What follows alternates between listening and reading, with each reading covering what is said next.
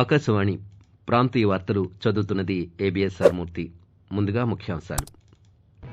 ప్రకృతి పట్ల ప్రతి ఒక్కరూ కృతజ్ఞతాభావంతో ఉండాలని భారత రాష్ట్రపతి ద్రౌపది ముర్ము ఆకాంక్షించారు. ప్రజల్లో అవగాహనతోనే రోడ్డు ప్రమాదాల నివారణ సాధ్యమని రాష్ట్ర పరిశ్రమల శాఖ మంత్రి గుడివాడ అమర్నాథ్ అన్నారు. రాష్ట్రంలోని రైల్వే స్టేషన్ల అభివృద్ధికి కేంద్రం కట్టుబడి ఉందని రాజ్యసభ సభ్యులు జీవీఎల్ నరసింహారావు తెలిపారు. అహ్మదాబాద్లో ఆస్ట్రేలియాతో జరుగుతున్న క్రికెట్ వరల్డ్ కప్ ఫైనల్స్లో నిర్ణీత 50 ఓవర్లలో భారత్ 240 పరుగులు చేసి ఆలౌట్ అయింది. ప్రధానమంత్రి నరేంద్ర మోదీ మన్ కీ బాత్ మనసులోని మాట కార్యక్రమం 107వ సంచిక ఈ నెల 26న ప్రసారం కానుంది. ఇక వివరాలు. ఛట్ పూజ సందర్భంగా ఈ రోజు దేశ పౌరులందరికీ రాష్ట్రపతి ద్రౌపది ముర్ము శుభాకాంక్షలు తెలియజేశారు. నదులు, చెరువులు, ఇతర నీటి వనరుల పట్ల ప్రతి ఒక్కరూ గౌరవం, కృతజ్ఞతాభావం కలిగి ఉండాలని కోరారు. సూర్య భగవానుడి ఆరాధనకు అంకితమైన పండుగ ఛట్ పూజ అని, ప్రకృతితో ముడిపడి ఉన్న ఈ పండుగ ఆధ్యాత్మిక చైతన్యాన్ని కలిగిస్తుందని పేర్కొన్నారు. కాగా నీటి వనరులను, పర్యావరణాన్ని కాలుష్యరహితంగా మార్చడం ద్వారా ప్రకృతి మాతను గౌరవించాలని ద్రౌపది ముర్ము పిలుపునిచ్చారు. అహ్మదాబాద్లోని నరేంద్ర మోడీ స్టేడియంలో ఆస్ట్రేలియాతో జరుగుతున్న క్రికెట్ వరల్డ్ కప్ ఫైనల్స్లో నిర్ణీత 50 ఓవర్లలో భారత్ 240 పరుగులు చేసి ఆలౌట్ అయింది. టాస్ గెలిచి తొలుత బౌలింగ్ ఎంచుకున్న ఆస్ట్రేలియా భారత్ను భారీ స్కోరు చేయకుండా కట్టడి చేసింది. భారత జట్టులో కేఎల్ రాహుల్ 66 పరుగులు, విరాట్ కోహ్లీ 54 పరుగులు చేయగా కెప్టెన్ రోహిత్ శర్మ 47 పరుగులు చేశారు. కాగా భారత్, ఆస్ట్రేలియా జట్ల మధ్య జరుగుతున్న వన్డే ప్రపంచ కప్ ఫైనల్ మ్యాచ్కు ముందు నిర్వహించిన ముగింపు వేడుకల్లో భారత వైమానిక దళం చేపట్టిన విన్యాసాలు విశేషంగా ఆకట్టుకున్నాయి. 9 ఐఏఎఫ్ సూర్యకిరణ్ ఎయిర్ క్రాఫ్ట్లు చేసిన విన్యాసాలు అలరించాయి. ఇక ఈ మ్యాచ్ను చూడటానికి అనేక మంది ప్రముఖులు స్టేడియానికి తరలివచ్చారు. ప్రజల్లో అవగాహనతోనే రోడ్డు ప్రమాదాల నివారణ సాధ్యమని రాష్ట్ర పరిశ్రమల శాఖ మంత్రి గుడివాడ అమర్నాథ్ అన్నారు. వరల్డ్ డే ఆఫ్ రిమెంబరెన్స్ పేరిట రోడ్డు ప్రమాదంలో మరణించిన వారికి నివాళులర్పించే కార్యక్రమాన్ని ఈరోజు విశాఖపట్నంలో నిర్వహించారు. ఈ సందర్భంగా హాజరైన మంత్రి మాట్లాడుతూ చట్టాలు ఎన్ని ఉన్నా ప్రజల్లో చైతన్యం రావాలని, అప్పుడే మంచి ఫలితాలు వస్తాయని తెలిపారు. రోడ్డు ప్రమాదాలకు గురైన వారిలో 80% 40 ఏళ్ల లోపు వారేనని పేర్కొన్నారు. ఈ కార్యక్రమంలో విశాఖ నగర మేయర్ గొలగాని హరివెంకట కుమారి, నగర పోలీస్ కమిషనర్ రవిశంకర్ అయ్యనార్లతో పాటు పలువురు ప్రముఖులు పాల్గొన్నారు. విశాఖపట్నంలోని సింహాచలం రైల్వే స్టేషన్ అభివృద్ధి కోసం అమృత్ భారత్ నిధుల కింద 20 కోట్ల రూపాయలను కేంద్ర ప్రభుత్వం మంజూరు చేసిందని భారతీయ జనతా పార్టీకి చెందిన రాజ్యసభ సభ్యులు జీవీఎల్ నరసింహారావు తెలిపారు. ఈ రోజు ఆయన సింహాచలం రైల్వే స్టేషన్ను సందర్శించి స్థానికంగా ఉన్న సమస్యలను పరిశీలించారు.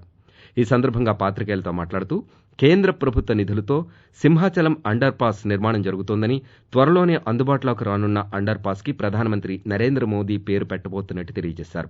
విశాఖ రైల్వే స్టేషన్పై ఒత్తిడి తగ్గించేందుకు సింహాచలం, పెందుర్తి, దువ్వాడ రైల్వే స్టేషన్లను అభివృద్ధి చేయాలని రైల్వే శాఖ నిర్ణయించినట్టు ఆయన పేర్కొన్నారు. ప్రధానమంత్రి నరేంద్ర మోదీ తన మనసులోని భావాలను ఆకాశవాణి ద్వారా దేశ ప్రజలతో పంచుకునే మన్ కీ బాత్ మనసులోని మాట కార్యక్రమం 107వ సంచిక ఈ నెల 26వ తేదీ ఆదివారం ప్రసారం కానుంది. ఈ కార్యక్రమం ఆకాశవాణి, దూరదర్శన్ నెట్వర్క్ అంతటా ప్రసారమవుతుంది. మన్ కీ బాత్ కార్యక్రమానికి ప్రజలు తమ సూచనలు, సలహాలు అందజేయాలని ప్రధానమంత్రి కోరారు. ప్రజలు తమ స్వర సందేశాలను 1800117800 అనే నెంబర్కు ఈ నెల 24వ తేదీ వరకు పంపించవచ్చు. ఆంధ్రప్రదేశ్ యానాముల్లో దిగువ ట్రోపో ఆవరణంలో ఈశాన్య తూర్పుగాలులు వీస్తున్నాయని అమరావతిలోని భారత వాతావరణ కేంద్రం తెలియజేసింది. ఈ తూర్పుగాలుల వాటి ప్రభావంతో రానున్న 3 రోజుల్లో రాష్ట్రంలో వాతావరణ సూచనలను వాతావరణ శాఖ అధికారి ఎం వెంకట్రావు ఆకాశవాణికి తెలియజేస్తూ, ఆంధ్రప్రదేశ్ మరి యానాముల్లో దిగువ ట్రోపు ఆవరణంలో ఈశాన్య మరి తూర్పుగాలులు వీస్తున్నాయి. వీటి ఫలితంగా రానున్న 2 రోజుల వరకు ఆంధ్రప్రదేశ్ మరి యానాములకు వాతావరణ సూచనలు. ఈ రోజు ఉత్తర కోస్తా ఆంధ్రప్రదేశ్ మరి యానాముల్లో వాతావరణం పొడిగా ఉండే అవకాశం ఉంది. రేపు ఉత్తర కోస్తా ఆంధ్రప్రదేశ్ మరి యానాముల్లో తేలిపాటి నుంచి ఒక మోస్తరు వర్షాలు 1 లేదా 2 చోట్ల కురిసే అవకాశం ఉంది. ఇక దక్షిణ కోస్తా ఆంధ్రప్రదేశ్, రాయలసీమలో ఈ రోజు మరి రేపు తేలిపాటి నుంచి మోస్తరు వర్షాలు 1 లేదా 2 చోట్ల కురిసే అవకాశం ఉంది. ఆకాశవాణి ప్రాంతీయ వార్తలు వింటున్నారు. నారీ శక్తికి ప్రతిరూపంగా దేశ మాజీ ప్రధాని ఇందిరాగాంధీని పేర్కొనాలి. భారత్ వంటి ఎంతో వైవిధ్యం కలిగిన దేశానికి 16 ఏళ్ల పాటు ప్రధానిగా పనిచేసిన ఘనత ఆమెకే దక్కుతుంది. ఆమె దేశానికి ఏకైక మహిళా ప్రధానిగా కూడా చరిత్ర సృష్టించారు. బ్యాంకులను జాతీయం చేయడంతో పాటు గరీబీ హఠావో నినాదంతో పేదల కోసం అనేక సంక్షేమ కార్యక్రమాలు చేపట్టారు. 1917 నవంబర్ 19న ప్రయాగ్రాజ్లో జన్మించిన ఇందిరాగాంధీ 1984 అక్టోబర్ 31న ఢిల్లీలోని తన అధికార నివాసంలో హత్య గావించబడ్డారు. ఇందిరాగాంధీ జయంతిని జాతీయ సమైక్యతా దినోత్సవంగా దేశం జరుపుకుంటుంది. ఇలా ఉండగా మాజీ ప్రధాని ఇందిరాగాంధీ జయంతిని పురస్కరించుకుని ప్రధానమంత్రి నరేంద్ర మోదీ ఆమెకు ఘనంగా నివాళి అర్పించారు. రహదారి నిబంధనలు పాటించి ప్రమాదాల నివారణకు ప్రతి ఒక్కరూ కృషి చేయాలని ప్రకాశం జిల్లా ఉప రవాణా కమిషనర్ ఆర్. సుశీల అన్నారు. World day of remembrance of road accidents victims డేను పురస్కరించుకుని ఈరోజు ఒంగోలులో జాతీయ ప్రమాదాల నివారణపై రవాణా, పోలీసు, జాతీయ రహదారుల సంస్థల ఆధ్వర్యంలో అవగాహన ర్యాలీ నిర్వహించారు. ఈ సందర్భంగా ఆమె మాట్లాడుతూ రహదారి ప్రమాదాల్లో ఎంతో మంది మృతి చెందుతున్నారని, ప్రతి ఏటా రోడ్డు ప్రమాద బాధితుల సంస్మరణార్థం వరల్డ్ డే ఆఫ్ రిమెంబరెన్స్ నిర్వహిస్తున్నామన్నారు. ప్రతి ఊళ్ళో గ్రంథాలయాలు ఏర్పాటు చేయాలని భారత పూర్వ ఉపరాష్ట్రపతి ఎం. వెంకయ్యనాయుడు పిలుపునిచ్చారు. ఇందుకోసం గ్రామ పెద్దలు చొరవ తీసుకోవాలని సూచించారు. విజయవాడలోని సర్వోత్తమ గ్రంథాలయంలో ఈ రోజు నిర్వహించిన 56వ జాతీయ గ్రంథాలయ వారోత్సవాల్లో వెంకయ్యనాయుడు ముఖ్య అతిథిగా పాల్గొన్నారు. ఈ సందర్భంగా మాట్లాడుతూ వ్యక్తి వికాసానికి, సమాజ చైతన్యానికి పుస్తక పఠనం బాగా దోహదం చేస్తుందని అన్నారు.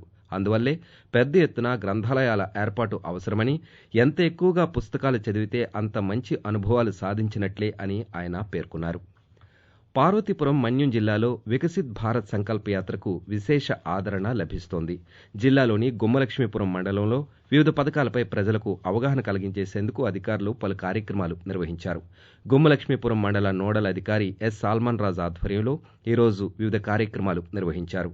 తాడికొండ, లంబేసు గ్రామాల్లో నిర్వహించిన వికసిత్ భారత్ సంకల్ప యాత్రలో పలువురు ప్రజాప్రతినిధులు, అధికారులు పాల్గొన్నారు. కేంద్ర ప్రభుత్వ సంక్షేమ పథకాల ప్రయోజనాలను వారు వివరించారు. అలాగే ఆయుష్మాన్ భారత్, ప్రధానమంత్రి గరీబ్ కళ్యాణ్ అన్న యోజన, జాతీయ గ్రామీణ జీవనోపాధి మిషన్, ప్రధానమంత్రి ఆవాస్ యోజన, పీఎం ఉజ్వల యోజన వంటి కార్యక్రమాల గురించి ప్రజలకు వివరించారు. పేదల సంక్షేమానికి రాష్ట్ర ప్రభుత్వం కట్టుబడి ఉందని తిరుమల తిరుపతి దేవస్థానం చైర్మన్ భూమన కరుణాకర్ రెడ్డి అన్నారు. తిరుపతిలో ఈరోజు పాత్రికేయులతో మాట్లాడుతూ అభివృద్ధిలో తిరుపతి నగరం రాష్ట్రంలోనే ఆదర్శవంతంగా నిలుస్తోందన్నారు. తిరుపతి నగరాన్ని మరింతగా అభివృద్ధి చేసుకోవాలంటే ప్రజల సహకారం అవసరమన్నారు.